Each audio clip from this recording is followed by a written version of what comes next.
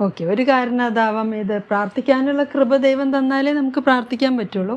ആ കൃപ വരുന്ന സമയത്ത് നമ്മളത് സ്വീകരിക്കുന്നില്ല, അല്ലെങ്കിൽ കൃപ തട്ടിക്കളയുന്നു. ഓക്കെ. ഈ പുരോഗതി വരുത്താത്തതിന് എന്താ കാരണം? ചിലർ നന്നായി പ്രാർത്ഥിക്കുന്നുണ്ട്.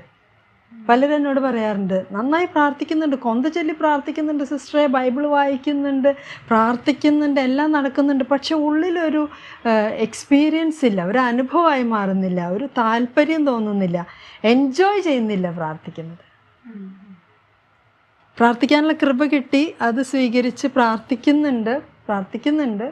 പക്ഷെ പ്രാർത്ഥന തന്നെ ഒരു ആസ്വാദികരമായിട്ടുള്ള കാര്യമായിട്ട് മാറുന്നില്ല.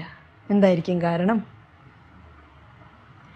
ചിലപ്പോൾ അത് നമ്മൾ അർത്ഥം മനസ്സിലാക്കി പ്രാർത്ഥിക്കുവാണെങ്കിൽ കുറച്ചും കൂടെ നന്നായിട്ട് പോകും. ഇത് വെറുതെ ഹൃദയത്തിൽ അതിൻ്റെ ഒരു പിക്ചർ ഇല്ലാതെ ഇപ്പം കൊന്തയൊക്കെ ചെല്ലുവാണെങ്കിൽ